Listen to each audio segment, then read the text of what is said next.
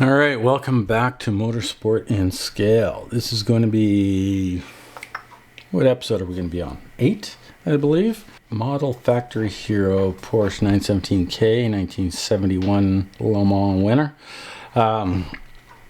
So I think the last episode we covered the decals and getting the clear coat and the body polished. Now that we have all the body parts complete, we can go back to where we kind of left off on the construction of the chassis. So if you recall, we finished off getting all the oil tanks and all the fuel lines in, and the oil lines in, and then we came over to this step here, step 15, where we started needing some of the body parts finished. So then we stepped over to getting those done, which we have complete now. So now we can get back to getting all this done. So in this episode, we're going to cover getting this done. So step 15, 16, then we'll get into the finishing the interior off, including the dash, the seats, instrument panel, and so forth. And then we're going to carry on this, getting the other side done, which, if you remember, we got the lines and everything done. We had this mocked up. We just got to get that installed, get the fuel pumps and the filler pipe in. This is all done except for the rear fender wells need to be painted and installed, so we'll get all that done. All this is already installed. So that will bring us up to the end of 19. And that'll cover it for this particular episode. And then we will, once that's done, the next one will be finishing off the body components, headlights, getting all the accessories done on the body and getting it mounted, and that will be the end of it. Probably just one more episode after this one and we will be done. Exciting times. So I'm looking forward to getting this done. I think that despite some of the issues with the decals not looking 100%, I'm still extremely happy with the result and the outcome that we've achieved so far. So happy with that. So next step, here's all the parts needed for, I don't know how many steps was that. This is going to be 1, 2, 3, 4, 5, 6, 7 steps. These are the remaining parts for those 7 steps, plus the rear fender pieces are going to be included on here. They just get painted black, so I've already got them assembled and fit. I think we've seen them test fit already, so they just need to be painted. So I'll check back in with you shortly on the progress here. I'm going to get all the white metal parts cleaned up, get the resin cleaned up, and then maybe we'll get into what I'm going to do with the seat and the dash. Everything else is pretty standard painting, so I won't really cover any of that. We'll just show it installed. But I think the dash, getting it finished, how I'm going to tackle that.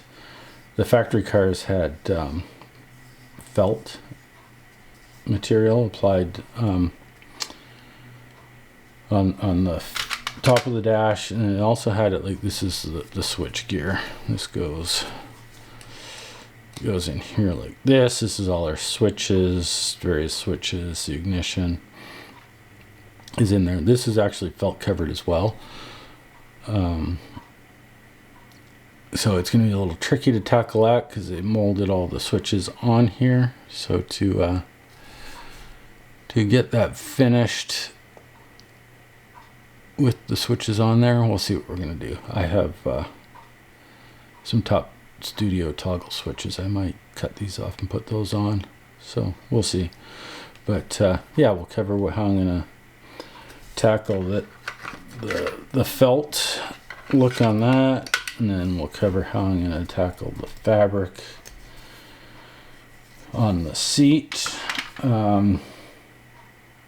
Those are about the only 2 things of interest here. Other than that, it's just same old. So anyways, we will check back in with you shortly. I just wanted to check in to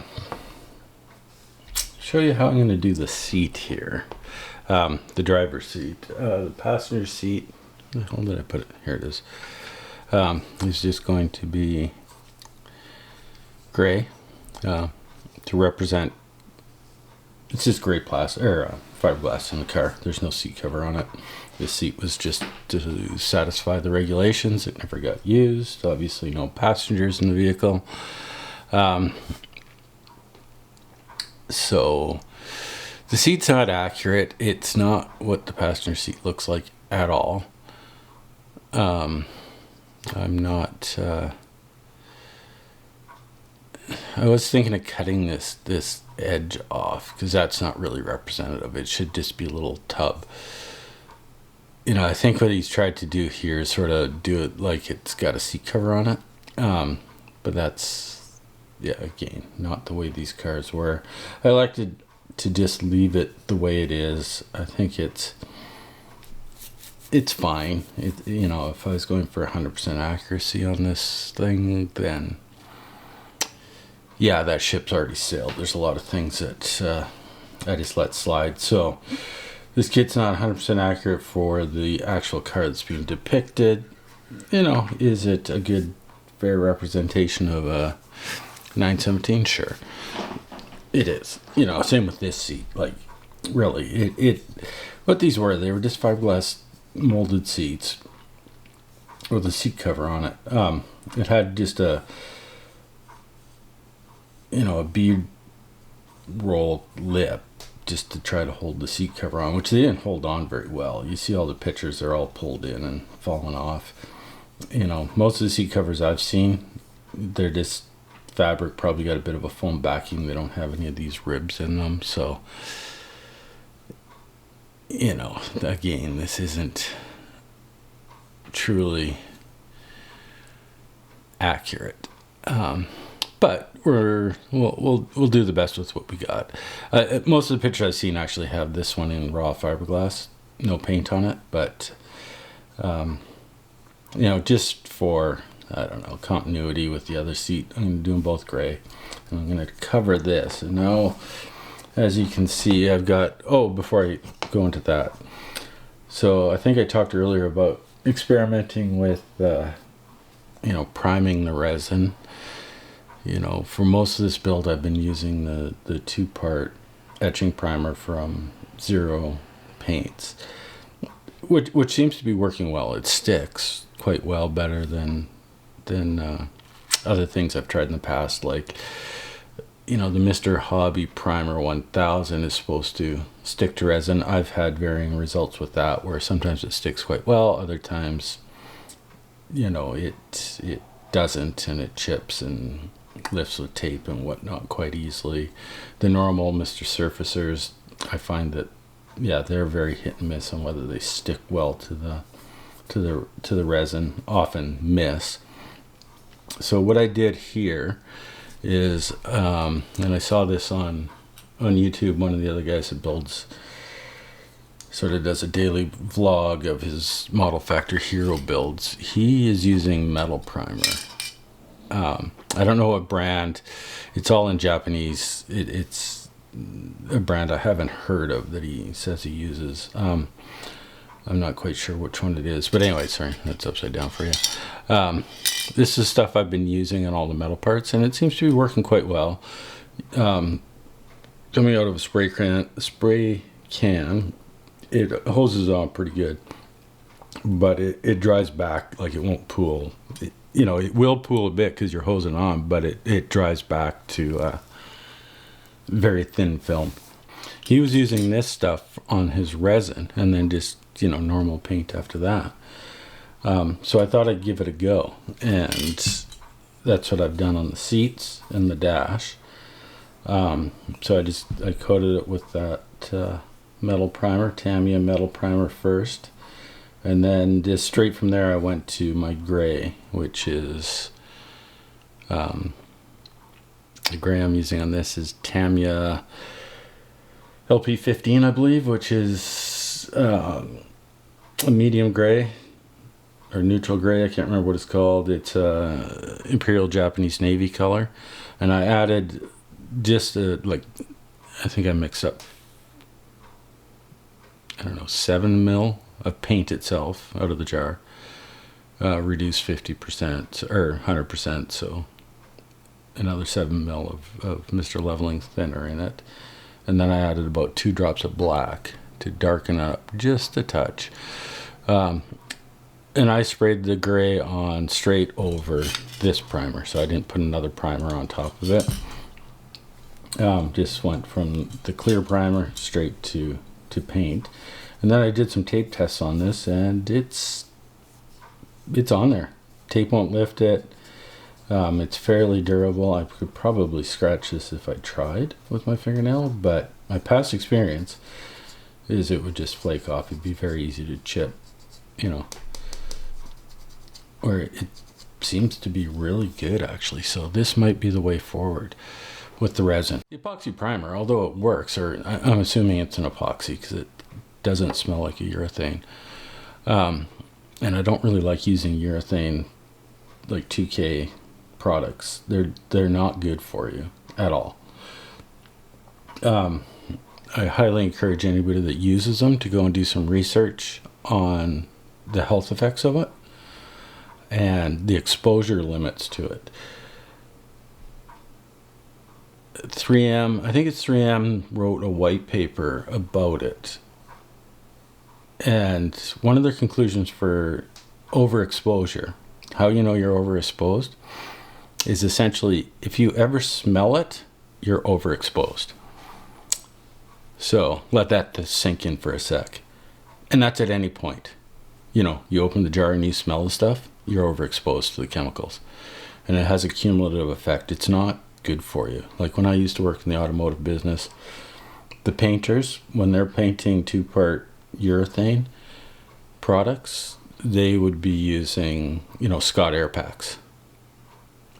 Whether it was a mirror they were painting or an entire car, they'd be in full Tyvek, full forced air ventilation, outside air.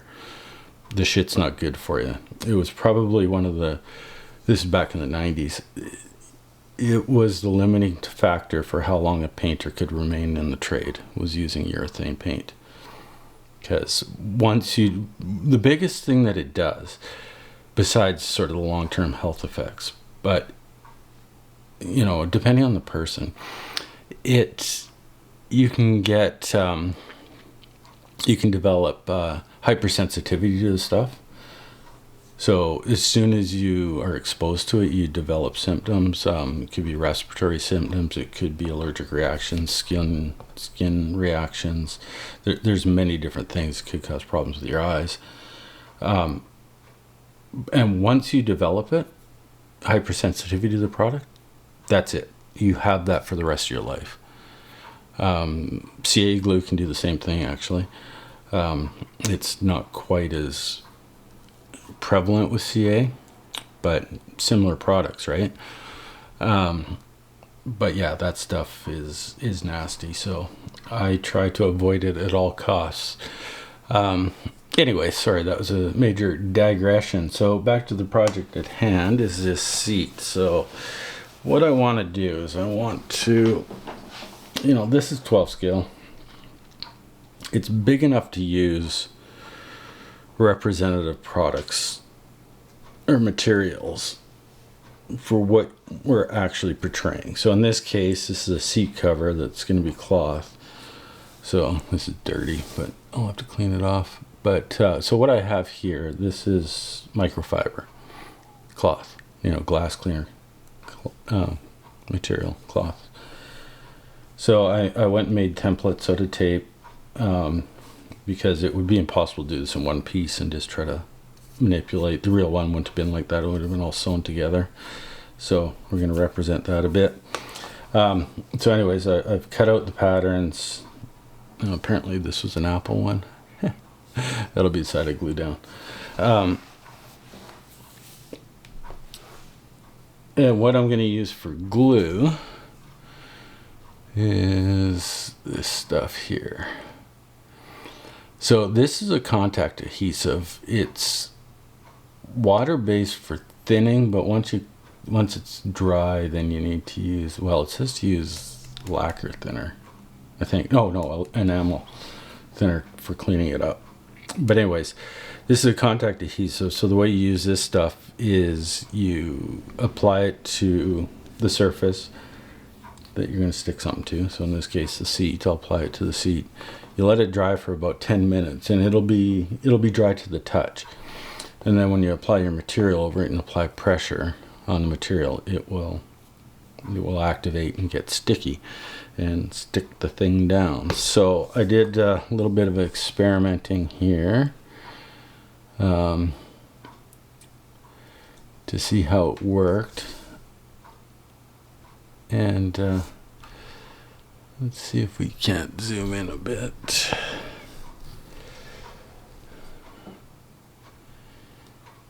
You know, I stuck this down, I don't know, a couple hours ago, and it's staying in the recesses. It's still, like, I can remove it, and it's super tacky. Oops.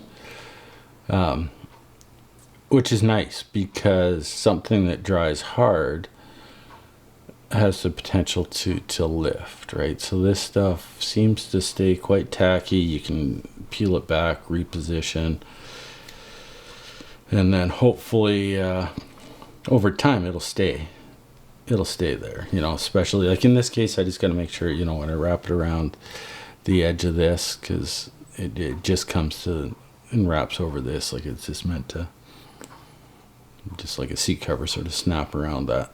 But, these two sides done, or the bottom and the side done, or at least have it laid down. I gotta do some trimming after this, and then obviously clean it all up. I'll probably use tape to just pick up the lint and everything. That's the problem with this stuff, microfiber cloth, it picks up everything. So it's a bit of a pain in that regard. Painting this would have been probably easier from that perspective, but anyways, so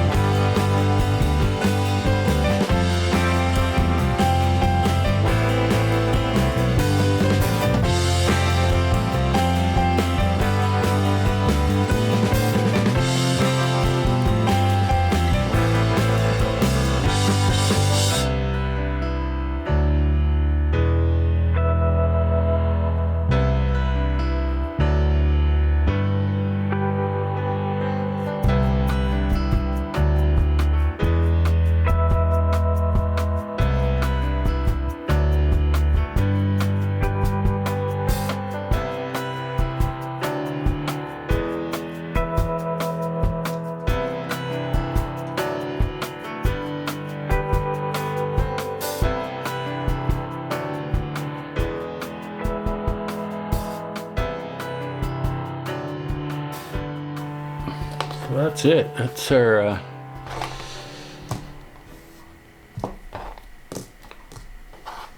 seat cover done. Well, not quite done. I still got to trim the edges just to follow the underside of the lip. I'll trim the back up a bit. That's not going to be seen. Now I got to trim the openings for the seat belts, and yeah, I'll probably, once I get this trimmed, I'll check back in later, but once I get it trimmed, I'll probably put just a small bead of super glue in there, which will just ensure that it doesn't lift over time, because that'll be the area that's probably under the most tension is there. This inside joint, I anticipate it'll be fine. I don't think, you know, like the material's obviously super flexible, so it's not going to curl or anything like doing a wood deck or something like that on a ship model. Yeah, and if there's any, you know, like you saw there was a little bit exposed where it probably stretched this too far, there's a bit of underlying gray exposed, I will run a little paint, a little black paint in there if that happens. So anyways, there we go. I'm fairly happy with that result, actually. It looks really good. It'll look even better once it's trimmed. I think it's well representative of, you know, what that fabric looked like in real life. I don't think I'd use this for like 20th scale or 24 scale. I think I would go with textured paint. But 12 scale, I think it's more than adequate, especially with the microfiber cloth. It's super thin, so it's not creating any extra bulk. So yeah, pretty happy with that. Got it all trimmed up.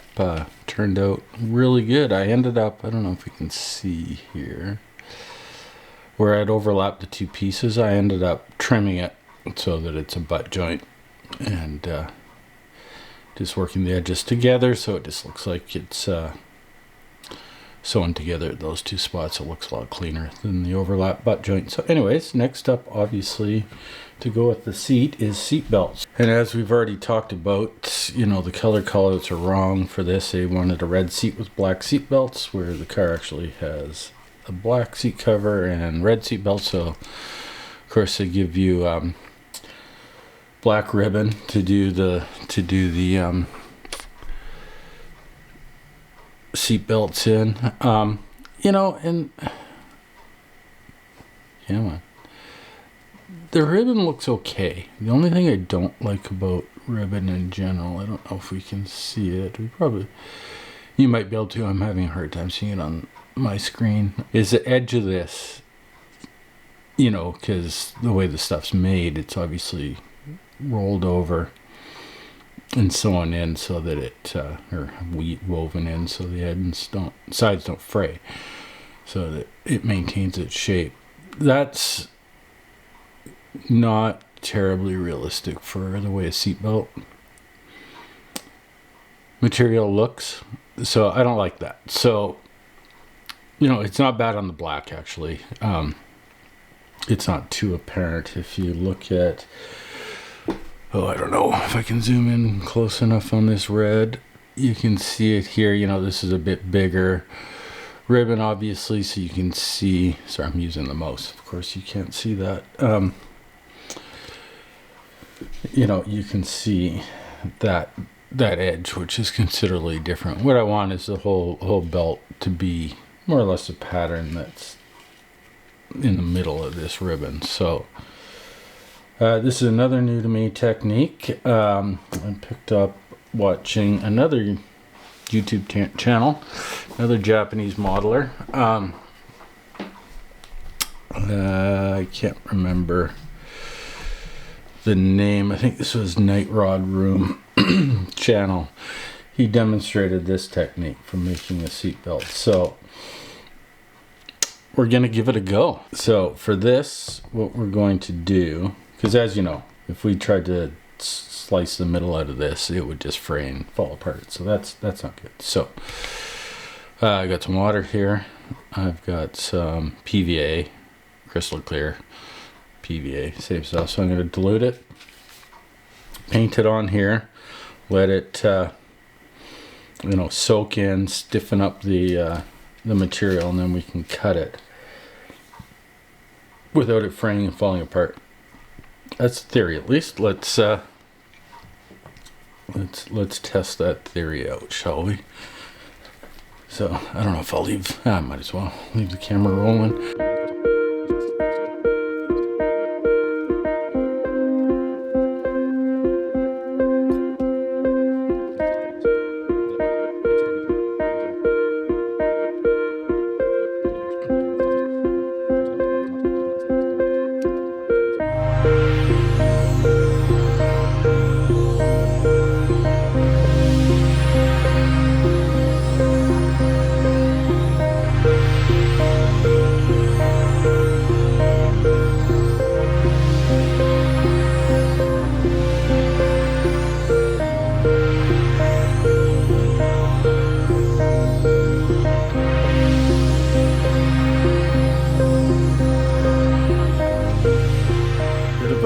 Quick update, check in on our progress so far on all the little bits and pieces for steps we're working on.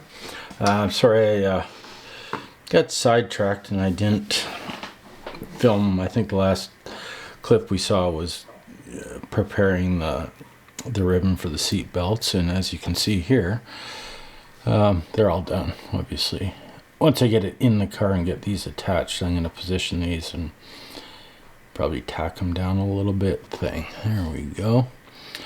But yeah, they turned out really well. Actually, I'm fairly impressed with the result here. They took the decal really well. It ended up going down real good. So I built these all up. As you can see, the hardware on these seat belts look to be anodized black, so I did some painting up on that. Got the quick release detailed up a bit. Got everything attached to the seat. The seat I got all cleaned up. So yeah, it looks really good. Couldn't actually find any references on where the seatbelt's attached, so we just improvised and looped them around the tube. Don't know if that's where they'd really go. Maybe they were like that, maybe they weren't. Once this is in the car, you're not going to really see that aspect of it, but yeah, I think the saturating the fabric with the white glue helped a lot. I got a little bit of fraying, but I just went back with when I'd see it happen, I'd just, brush it with a flame from a lighter just to get rid of the frays. And it was manageable. So it worked out quite well, and the seatbelts look good. I don't know how, like I said, I can't, I think they look good. They stand up to some fairly close scrutiny, in my opinion. So, happy with those. So the seat's done. The other seat, from what I saw and some of the reference pictures I have, shows it with no seat cover on it. I don't know if that's the way it raised or if that's just the way it's sitting in the museum. Either case, I think it looks good. It gives a nice little juxtaposition of the interior. Sorry if I butchered that for anybody French watching. I'm Canadian. Our second language is French, but I do not speak French. Did a bit in school, but that's about it. So I got the dash done. Let's see if we can get close up on here. I tried to simulate. These were covered. The whole this face of the dash, all the top, all the binnacle cover and everything would all been covered from the factory with mouse hair fabric.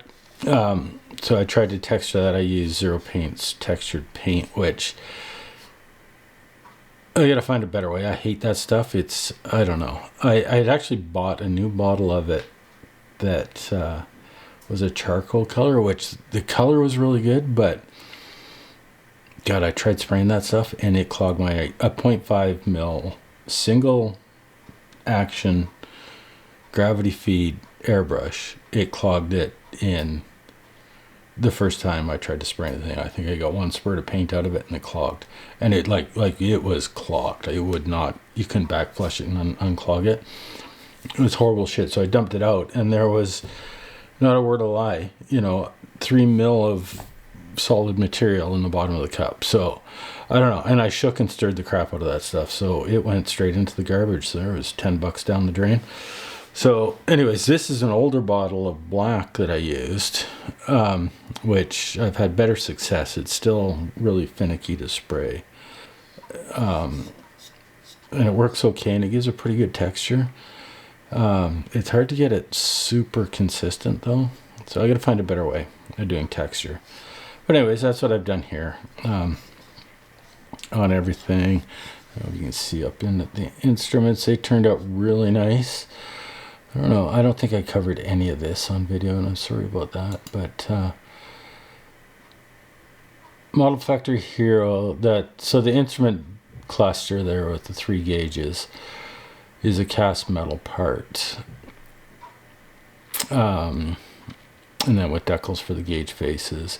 And they give you really nice, I don't know what it is, just clear cutouts for gauge faces, which are super nice and super thin, like, it's probably polycarbonate or something. It was like 0.5 mil thick, but they were too big. They would not fit, none of them would fit the gauges, so they were useless. So I used the Mr. Hobby Clear UV resin in there for the gauge faces. I think everything else is out of the box. I used just a couple of sort of stencil decals. There's no script on there for the labels for all the switches and what they do. Like I say, like, I don't know if this is focusing in that close up for that, but it's gibberish. They don't say anything, but they give the impression. So that's good. But those are all the stock dials. I was going to replace these switches here that are molded. It's a white metal piece as well.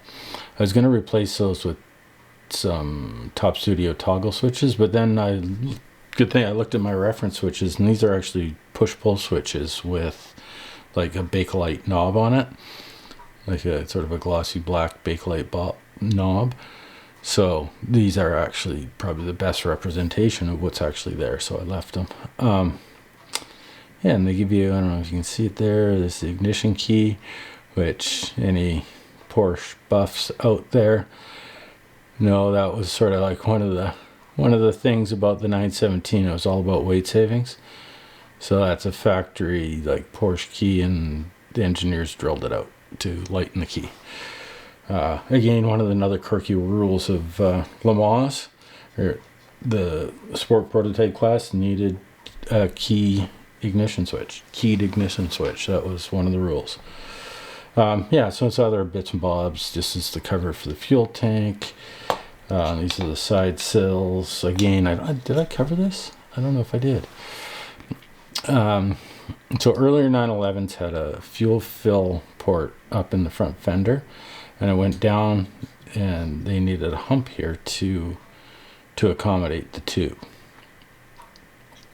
Later, they eliminated that position for the fuel filler, and they moved it back behind the doors.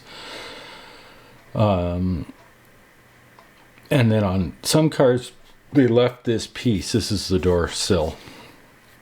They left that hump here just because they had the plastic. Other ones, they cut it out and glassed over the opening. So that's what I represented here. I cut that hump out. I used some styrene sheet to overlay there and to sort of build up where they laid in new fiberglass over the original part. And yeah, the reference photos show that that's what was done on this chassis. So I did that. That's another error correction of Model Factory Heroes on that. The rear splash guards and luggage compartments, that's what those are. Another quirky rule: the sports prototype cars it was by volume. They had to carry luggage or be able to fit luggage as well as a spare tire. That's why they got that goofy spare tire. So that's what those are actually the luggage compartments. So that's all done, ready to go. And then just all the other little bits and pieces here, all the tubing. I think we saw that for the coils. 2 of the coils sit inside the cab and the wires go out. Rearview mirror. Various bits and bobs. The battery, which is actually not a battery. This is a battery cover, which I don't think is accurate. I think, because they just show painting. I can't remember what color they tell you to paint it. They say 62. What is that? They say to paint it flat white, no other detail. But I think I found the reference picture that he must have used to kind of model the interior of this car off of. And they have this red and white battery cover over the battery. Chances are that's a modern thing. It probably would have just been the battery back there. This sits behind the passenger seat. Again, another rule requirement. No actual grown man could fit, or woman could fit in this seat. I don't think anybody over the age of 5 could sit in that seat. So anyways, it's a battery cover. It's not the actual battery. So I won't be adding wires or anything to it just because of that. And I'm okay with that. You can't really see it anyways. Various other little bits and bobs. I don't know if you can see this. Come on. There's another little bit of famous, 917, the gear knob. I think I did an okay job of replicating that. What do you think? Hopefully you can see that. So the gear knob in the 917 was bass wood, I believe. And it was a lighter and darker tone composite chunk of wood that they machined down, stuck on for gear knob for weight saving. So yeah, they went to no ends at saving weight. Here's the resistors for the ignition, for the CDI units, or for the coils. Yeah, so all the little various bits and bobs are done. I'm gonna have to do. I've been debating. I'm not quite sure at this point. These are the ignition modules, the CDI modules themselves, and there's 4 of them, and as well as there's, I think, 4 relays as well that all go in the back of the inside back of the firewall, and they're kind of visible. They're quite visible with the door open on the passenger side, which I'm not sure if I'm going to make these doors open or not. Depends. We'll see. But if they're super visible, I could wire them up and detail them. But I'm not quite sure if I'm going to go to that extent, to be honest with you. We'll see. So anyways, that is all the bits for this step. I got these done. I think you saw me doing a bit of work on getting these all painted, clear coated, and sanded. So I'm just currently working on it's more or less an assembly project at this point. So I'm just working on it. Just finished getting this attached. I got the fuel tank installed. Yeah, so it's coming along. I'm going to carry on, get this collection of parts installed. Well, as you can see, I've pretty much got everything done for this episode. So just a quick refresh of what we've done.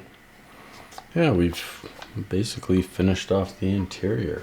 and the rear sections, or the mid sections, I guess, of the side pods. So yeah, got everything installed. Nothing much to report out on here. It all went fairly smooth. No surprises. Most everything was test fit, so I wasn't expecting any surprises, so to speak. The seats look good in there. The only thing there was putting some bars. I don't know if we can see them. You can see them right in here. There's some additional bars have to go in after everything's assembled, more or less. Just more representation of the frame. They were a little fiddly. I never did test fit those, but what they actually revealed was that the top part of the cage where the dash sits on was actually sitting a little low in the front, which I'd intentionally left it unattached. It's sort of this midpoint here so that it could move up and down, because I wasn't sure on its exact location. So that was a little fortuitous that I left that flexible. Other than that, everything went okay. The cover for the tank was a bit of a pain in the butt to get installed here. Very tight fit, very tight tolerances. I'd added this lip here. I don't know if you can really see it. Represents, like, this is all a metal or aluminum box that bolts together, that holds the fuel cell. It all bolts together on these raised lips. So I put Model Factory Hiro give you just little dimples. So I added some detail bolts to that, which they kind of interfere in a couple spots. So I had to fake my way through a few things there. But all in all, it's good. It worked out well. All the pipe work for the fuel lines and oil lines and everything certainly adds a lot of visual interest to it.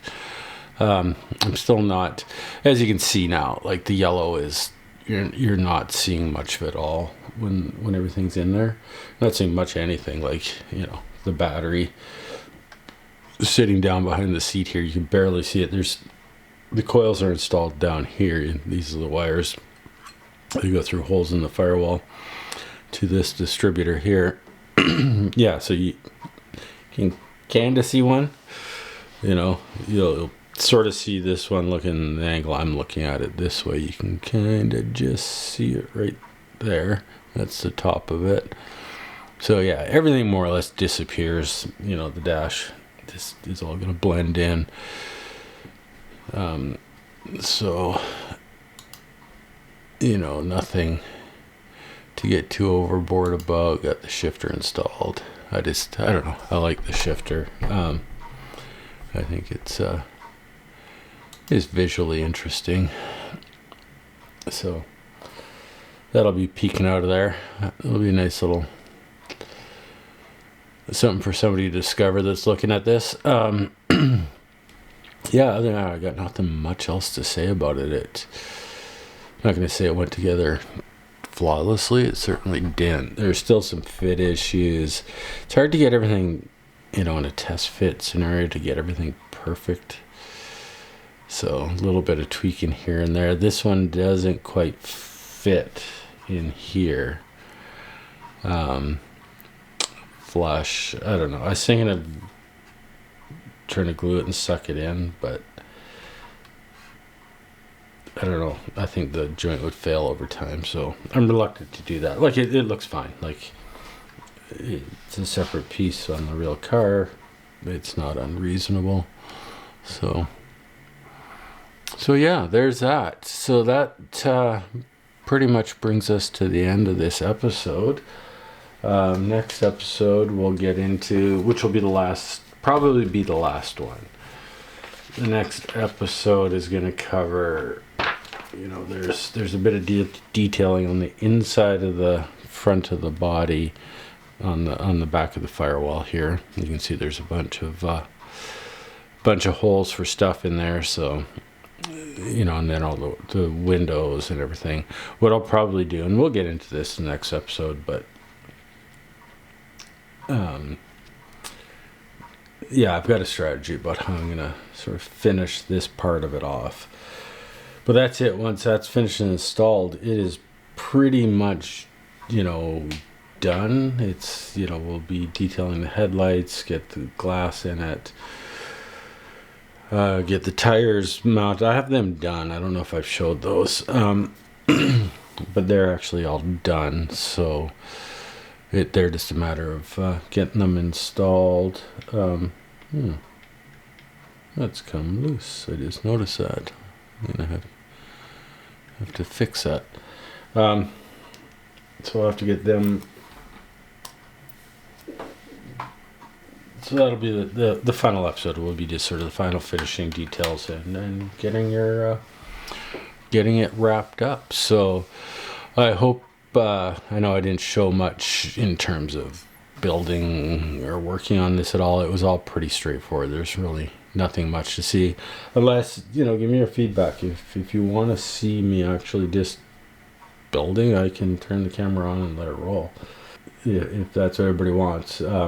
If not, I'll just carry on with this sort of break it up into segments and just do updates on my progress. And if I run into challenges or have something that's worthy of talking about, we'll interject with that as we come across them. So with that, I thank you once again for joining me on this little adventure, and I hope you enjoyed it, and we'll see you in the next episode. Take care. Bye-bye.